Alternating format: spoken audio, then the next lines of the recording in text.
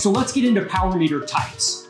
We kind of break it down into 4 types of power meters. It can get a little bit confusing and there's some overlap, but we kind of think about it as pedal-based power meters, crank arm-based power meters, spider-based power meters. There's a funny name for it, spider, right? We'll get into that in a second.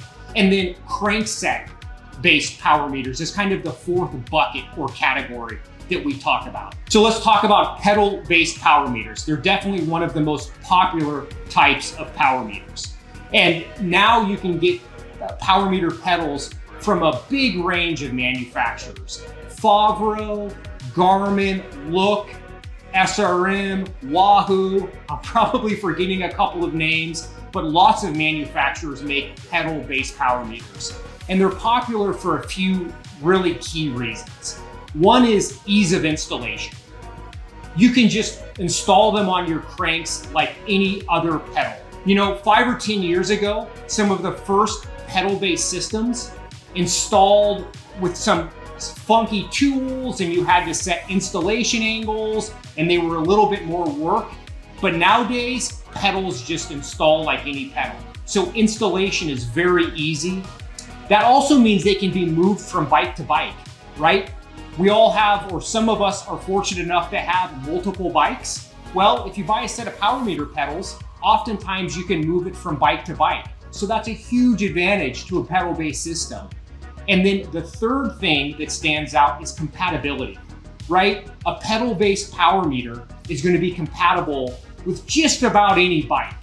Whereas a crank arm or a spider or a crankset, then you have to start thinking about, does it fit my chain rings? Does it fit my bottom bracket? Things like that. With a pedal-based power meter, it's simple. You know it's going to work.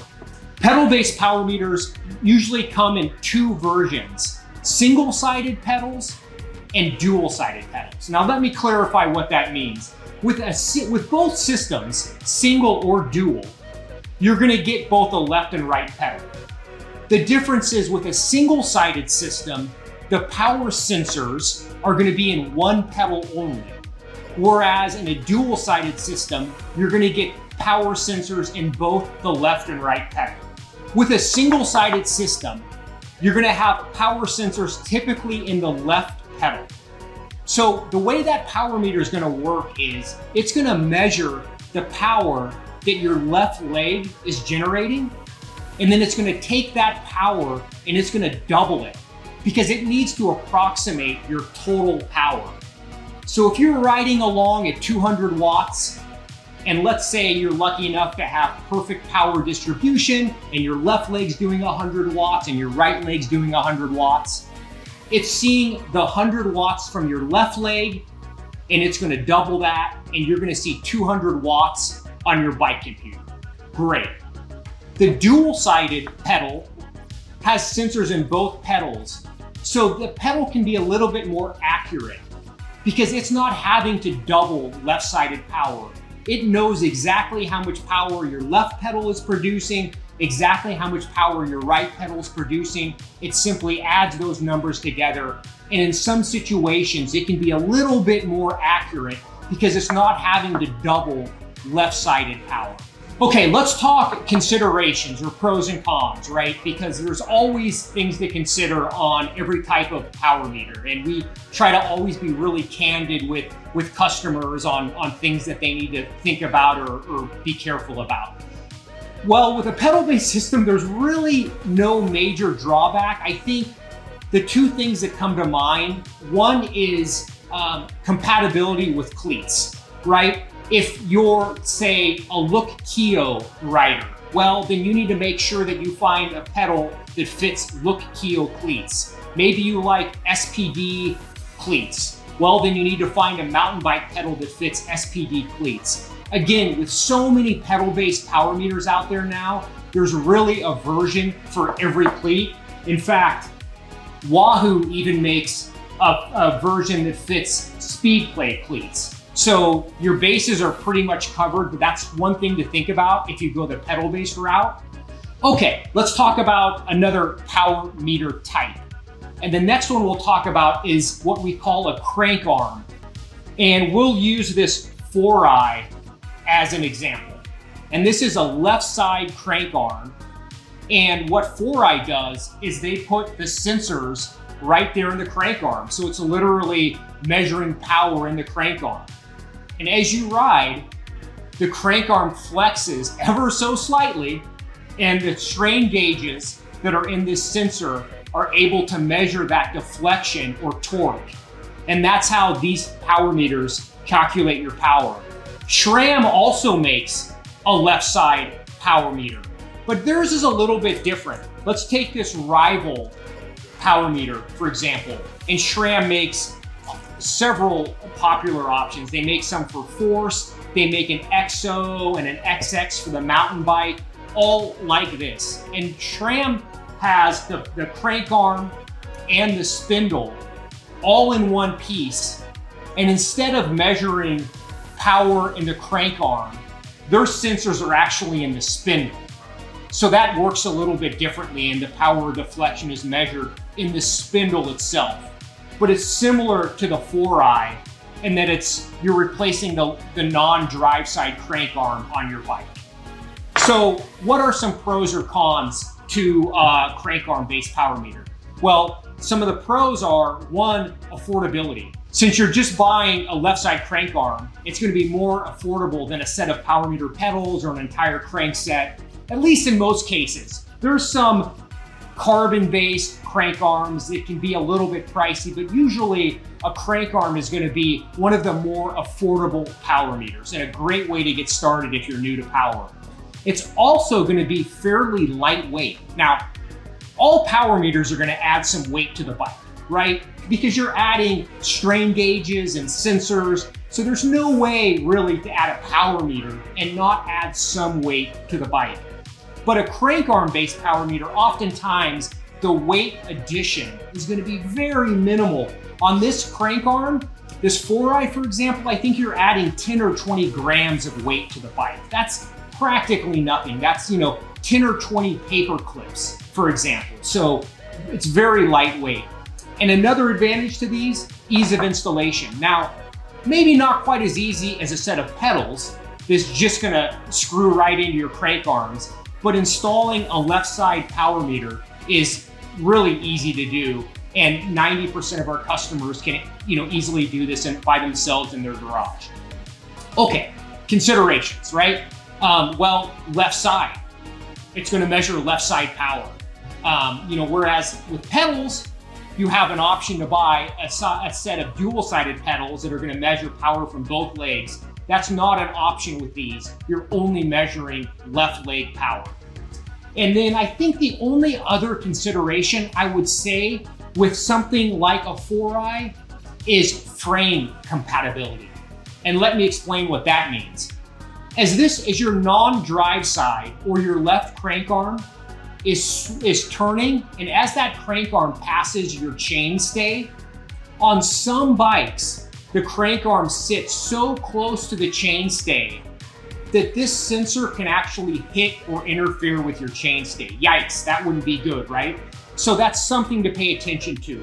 However, we're seeing this less and less. And one of the reasons for that is because on these crank arms now, 4i for example, they're making these sensors so thin. This is only about a 7mm thick sensor. So it clears the overwhelming majority of frames on the market today. 5 years ago, we were seeing some of these sensors that were closer to 10mm thick, and then you were having more frame compatibility issues. So, we're not completely out of the woods yet, something to pay attention to, but most of the time, you're gonna be okay on that. Okay, next power meter type, spider. That funny word I said at the beginning of this video. These are spider-based power meters. And the spider is the portion of your bike, of your crankset, that connects the crank arm to the chain rings. It's this portion right in here. This one has a chain ring already attached. This Power 2 Max does not. So this is the spider. And it's a really popular power meter type. In fact, it was the first type of power meter ever made by SRM, 30 plus years ago.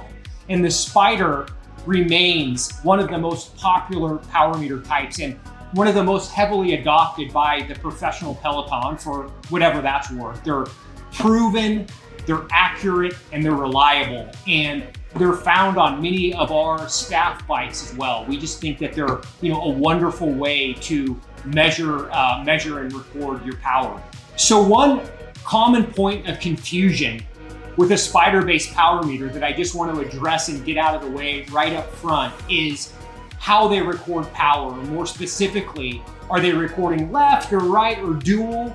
And the answer is they record both legs. They record your total power. The reason there's some confusion on that is because the spider is mounted on the right side or the drive side of your bike. So we have some people that say, well, then that means it only measures right leg power. But that's not true because both legs pass through the spider. Or let me say that in another way. If you were to pedal your bike with just your left leg, for example, the crank's still gonna turn, you're still gonna go forward. And that's an example of how the spider is still capturing left leg power. So the power meter spider absolutely captures a rider's total power. But let's break that down one step further and go back to our comparison with pedals. Now with pedals, with a dual-sided pedal-based system, you're getting total power, and in addition, you're getting power that's specific to the left leg and right leg, right? We call that independent left-right power. So total power and then independent left and independent right. Pretty cool, right? With a spider, you're getting your total power, but the spider isn't able to break out independent left and independent right because there's only one set of sensors in the spider. So there's no way for it to accurately know your left versus your right. It can only know your total power. One thing that you have to be really careful about on the spider-based power meter, however, is compatibility, right? Because the spider, since it joins your crank arms and your chain rings, compatibility is key. You have to find one that fits your cranks and then accepts the chain rings that you want to run. But again, with so many different spider-based power meters, there's a version for every crankset and chain ring. So it's just a matter of figuring out and finding the version that works for you. And of course, that's what we're here to help with as well. So shoot us a message and we can tell you exactly what's going to work on your bike. In terms of installation, now we're taking it up a notch, right? Not that installing a spider is overly difficult, but it's going to be a step up from pedals or a left crank arm. Typically, the crankset's going to have to come off, your old spider comes off, and the new one comes on. So a little bit more work, but nothing too difficult. And a little shameless plug while I'm at it. When we have customers that buy a chain ring along with the spider, we'll install the chain ring for them. So that just saves you one step. And then really, with something like this, all you're doing is bolting this onto your crank arm and you're good to go. Okay, last power meter type to talk about. Whew, we're almost done. This would be a crankset, what we call a crankset-based power meter. And what we mean by that is something that's a full crankset with power incorporated. Here's a 4i road crankset. This is a SRAM EXO mountain bike crankset. But with these types of power meters, you're getting a crank arm, drive side, non-drive side crank arm, spider if it runs a spider, chain ring with power meter in there. You're getting the full gamut. Some of these are going to measure power at the spider. Some of them are going to measure power in the crank arm, but it's a full crankset. So why would you buy a full crankset? Well, there's kind of two key use cases for it. One is if you're building a bike from scratch, sometimes it's easier just to buy a power meter based crankset and you're done. Instead of having to part together your crankset, crank arms and rings and spider and spindle, you can just buy a crankset and you're done. So that's one of the reasons. Or if you have an old crankset that's beat down and worn out, then you can just buy a crankset and it just makes life easy. So let's talk about the pros and cons of buying a crankset. So one of the pros is that you know everything's gonna work. You're not having to worry about crank arms, fitting a spider, fitting a chain rings. Since you're buying a crankset, you know it's good to go. It's all one piece and it's gonna work the way it should work. And another part is it's a cost-effective way to go. Sometimes when you're piecing together all the individual parts, it can end up being a little bit more expensive, so a crankset is a great way to go about that. A couple of considerations with a crankset-based power meter. One is the absolute cost of that type of power meter compared to just a left crank arm or a pedal, for example, can be a little bit more, but it makes sense because after all, you're buying an entire crankset, right? You're getting crank arms and spindle and chain rings and power meter. So it makes sense that that's going to be a little bit more expensive than just buying, a single set of power meter pedals, for example, but that's one thing to think about. And then the other thing is compatibility. And if you've been watching this whole video, we've kind of stepped up ease of installation has kind of gone down with the different power meter type we've talked about. So now we're on crankset, where installation can kind of be a little bit more tricky. However, it really kind of comes down to a couple of key things, right? One would be bottom bracket. If you're not changing your bottom bracket, if say you have a 24 mil Shimano bottom bracket and you're gonna keep that with your new power meter crankset, installation really isn't too bad. The old crankset comes out and the new crankset goes in. You might have to play with drive side or non-drive side spacers to get the chain line exactly where you want it. But installation isn't too bad. It's when you're changing bottom brackets, sometimes you need special tools and things can get a little bit funky. The bottom bracket staying, changing your crankset isn't too bad. The other thing I would say is the speeds of your drivetrain. Say 11 speed, 12 speed. If that's staying consistent, you're usually good to go.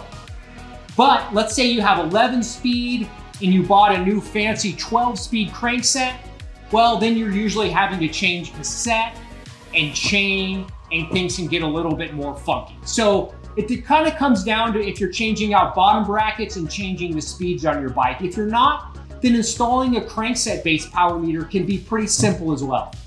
One last thing on crankset-based power meters, because we stock so many different spider-based power meters, all the brands I rattled off before, and because we stock a laundry list of crank arms from Rotor to Easton to Raceface to 5Dev to SRAM to Quark, etc.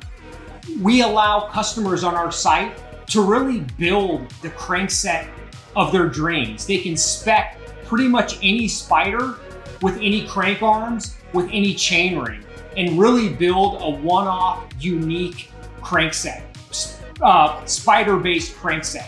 So have a look on our website. I think we have over 200 power meters on there, but you'll see lots of really unique, cool crankset builds. So if something like this is, a little bit too straightforward for you, you can definitely spec something out exactly how you want it.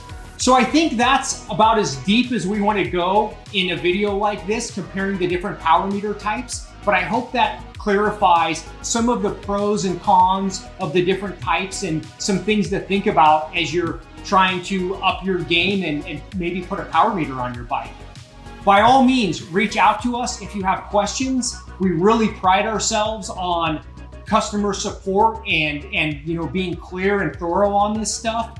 Also, our product pages on our website, we really work hard to have detailed pages with long descriptions, compatibility tabs, specs. So have a look through that. But if that still doesn't answer all your questions, shoot us a message or leave a comment below the video and we'll definitely get you sorted. All right, happy trails.